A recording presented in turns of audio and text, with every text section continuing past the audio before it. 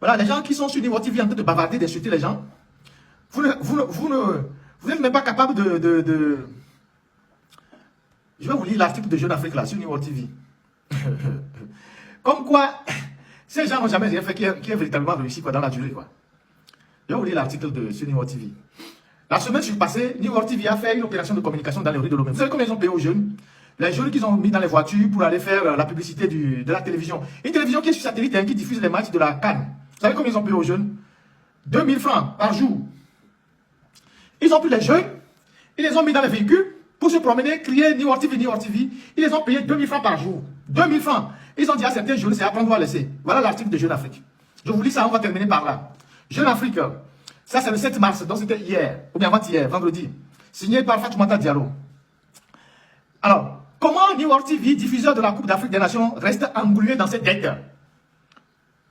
En l'espace de 2 ans, la chaîne togolaise s'est imposée comme l'un des plus gros diffuseurs de compétitions internationales de football en Afrique.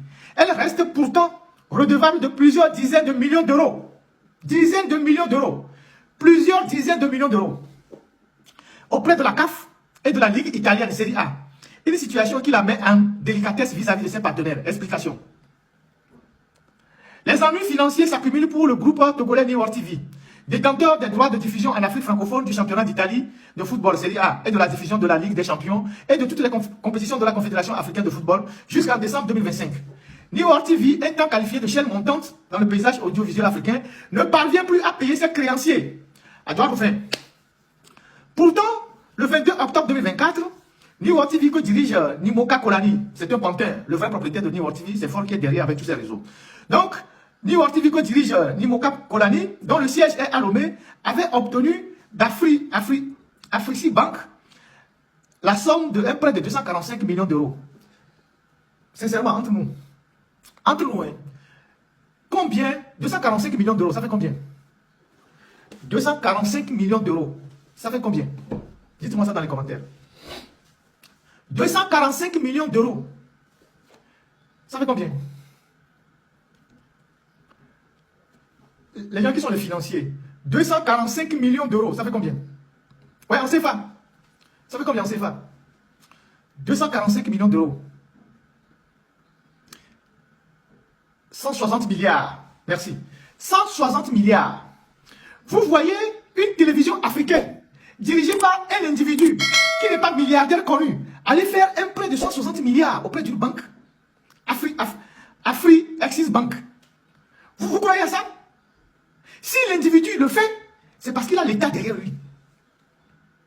Si l'individu le fait, un individu qui n'est pas milliardaire, ce n'est pas Dangote, ce n'est pas Elou Melou, ce n'est pas Elon Musk.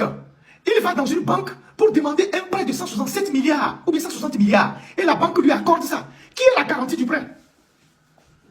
Qui est la garantie du prêt? New World TV, qui vend les chaînes, ses antennes à 5 000 francs à Lomé. Ils donnent même cadeau, les gens ne prennent pas. Ils vendent leur antenne 5 000 francs. C'est 5 000 francs, ils vendent l'antenne à Lomé. 5 000 francs. Donc, si un individu qui n'est pas milliardaire, qui n'est pas de la taille de Dangote, de Lumelou, de Motiepe, de je ne sais quoi, de Katumbi, même Katumbi ne peut pas se lever, aller prendre un prêt de 160 milliards. Même pas l'entreprise de Katumbi. Donc, monsieur Nipuaka ou Sipuaka Kolani, qui n'est connu au Togo, dans aucun registre de milliardaires, de millionnaires, qui ne fait aucun business connu au Togo comme milliardaire, ce n'est pas le Djondo togolais, lui, il va à Afri-Exim Bank pour faire un prêt de 160 milliards. Qui est derrière lui? C'est un raisonnement simple. Qui est derrière lui? Voilà. Il y a quelqu'un derrière lui, dont nous tous nous connaissons le visage. Il y a quelqu'un derrière lui, dont nous tous nous connaissons le visage. Et cette personne-là, certainement, c'est l'État togolais qui prend comme garantie. Et donc, il prend 165 milliards. Donc, 245 millions d'euros chez cette banque-là. Et cette somme, comme le dit l'article, si cette somme leur a permis de rassurer les partenaires, donc c'est avec cet argent qu'ils ont rassuré les partenaires, donc la CAF, et ils ont payé la CAF. Si cette somme a permis de rassurer les partenaires, le soulagement a été de courte durée. Selon les informations, la banque n'a toujours pas décaissé cet argent. Vous voyez ça? Ils ont annoncé que la banque va leur donner 245 millions d'euros, donc 160 milliards. Et ils ont fait une annonce dithyrambique, un communiqué. Ça surprit même les financiers. Que New World TV, une télévision qui est dans un quartier perdu de Lomé, va se faire accorder un crédit de 160 milliards. Donc, Jeune Afrique, qui est qui n'est pas loin de Jeune Afrique, c'est un journal dans les couloirs présidentiels. Jeune Afrique nous informe que jusqu'à présent, il n'a pas eu cette somme. En novembre, la chaîne a fait un prêt.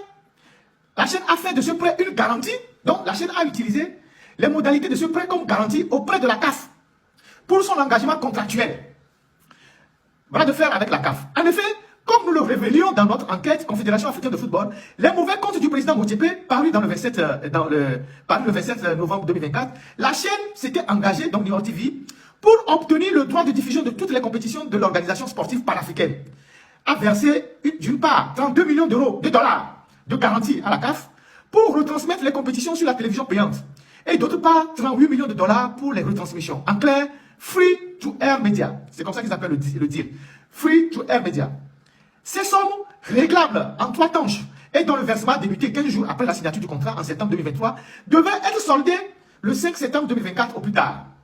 Lors de la publication de notre enquête, New World TV ne s'était acquitté que de 36 millions de dollars. 36 millions de dollars, c'est déjà énorme. Et restait redevable de 34 millions de dollars à la CAF. Ce retard a fortement dégradé les relations de ses dirigeants avec ceux de la CAF, que préside le Sud-Africain, dont le premier mandat prend fin ce mois-ci. Donc la CAF a fait une élection ce mois de mars. La CAF n'est pas le seul partenaire avec lequel New World TV croise le fer. Ça veut dire que New World TV n'a pas seulement le problème avec la CAF. Elle nous fait les CAF bon, et bah nous fait la même bouche bon. Donc Wawaya et fait bon le nous. Ça dit, c'est une boîte à crédit. Ils vont prendre, comment on appelle ça? Agbana Vaglo, Pleto Django, c'est ça non? Donc c'est ça, eux ils prennent toujours les crédits. Donc, Jeune Afrique nous dit, ils n'ont pas seulement des problèmes de dette avec la CAF, mais ils ont aussi un crédit avec les Italiens. Donc, selon les informations, le média africain qui a déclaré avoir atteint 85 millions d'euros de chiffre